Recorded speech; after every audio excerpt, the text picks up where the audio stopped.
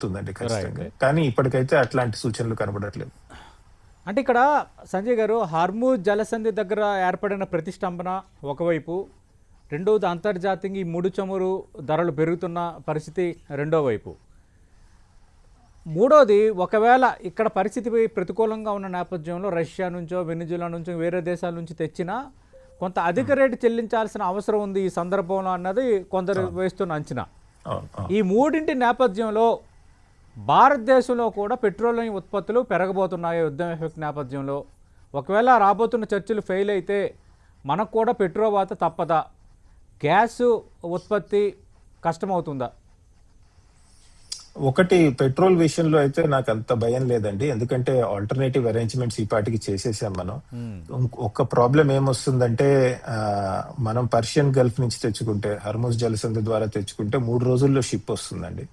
ఇప్పుడు వేరే ప్రాంతాల నుంచి కనుక తెచ్చుకుంటే కొద్దిగా టైం పడుతుంది. కాకపోతే యుద్ధం స్టార్ట్ అయి 40 రోజుల పైన అయిపోయింది కాబట్టి ఆల్టర్నేటివ్ అరేంజ్మెంట్స్ ఆల్రెడీ జరుగుతున్నాయి. తర్వాత ఈ ఎల్ఎన్జి విషయం కూడా, ఇంతకు ముందు మనం 40% మన ఎల్ఎన్జి కటార్ నుంచి వచ్చేది.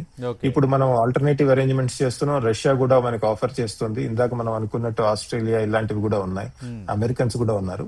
షిప్ రావడానికి టైం పడుతుంది, కానీ 40 రోజులు యుద్ధం ఆల్రెడీ అయిపోయింది కాబట్టి మనకి ఆల్టర్నేటివ్ అరేంజ్మెంట్స్ చేసుకుంటున్నాం. కాకపోతే మనవి కొన్ని షిప్స్ ఇంకా గల్ఫ్ లో ఉన్నాయండి, కంటైనర్ షిప్స్. అవి కూడా ఎలాగోలా బయటకు తెచ్చుకుంటే మిగతా ప్రాంతాలకు పంపించి తెప్పించుకునే అవకాశం ఉంటుంది.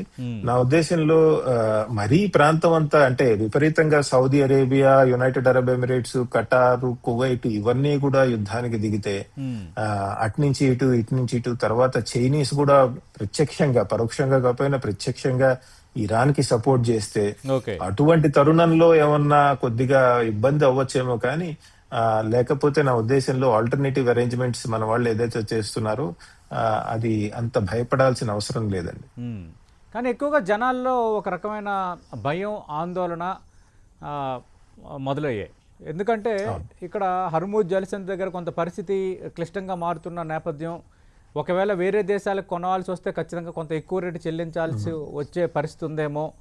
మనకు కూడా ఖచ్చితంగా ఈ పెట్రోల్ ధరలు పెరుగుతాయి, ఎన్నికలు ఉన్నాయి కాబట్టి కేంద్ర ప్రభుత్వం ఆగింది. ఈ చర్చ ఎక్కువగా పబ్లిక్లో జరుగుతుంది. అవును, అంటే చూసినట్టయితే అండి, మన ప్రభుత్వం ఆల్రెడీ ఎక్సైజ్ డ్యూటీ బాగా తగ్గించేసింది కదా. మిగతా దేశాలు తీసుకుంటే, మిగతా దేశాల్లో చాలా ఖరీదైపోయింది పెట్రోల్ మిగతావి. మన దేశంలో కూడా కొద్దిగా అయింది, కానీ మరీ మిగతా దేశాలంతా కాలేదు. ఎందుకంటే మనం ఎక్సైజ్ డ్యూటీ అవి తగ్గించడం జరిగిందండి. తర్వాత ఇన్నాళ్ళు మన ఫ్యూయల్ ఏదైతే ఉందో అది మార్కెట్ రేట్స్ ప్రకారమే భారత్ లో అమ్మాలని నిర్ణయించుకోవడం జరిగింది. అందుకని మార్కెట్ రేట్స్ తేడా రాకుండా ఎక్సైజ్ డ్యూటీలు అవి తగ్గించడం జరిగిందండి. ఒకవేళ నిజంగా మరీ భారం అయిపోతే కనుక భారత్ ప్రభుత్వం ఇంతకు ముందులాగా కంట్రోల్డ్ రేట్స్ లో అమ్ముకోవచ్చండి. అంటే ఫైనలీ పెద్ద పెద్ద ఆయిల్ కంపెనీస్ ఏవైతే భారత్ లోకి ఆయిల్ తెస్తున్నాయో కొన్నే ఉన్నాయి కదా, ప్రభుత్వ రంగ సంస్థలు, తర్వాత 2-3 పెద్ద ప్రైవేట్ సెక్టర్ కంపెనీస్ ఉన్నాయి.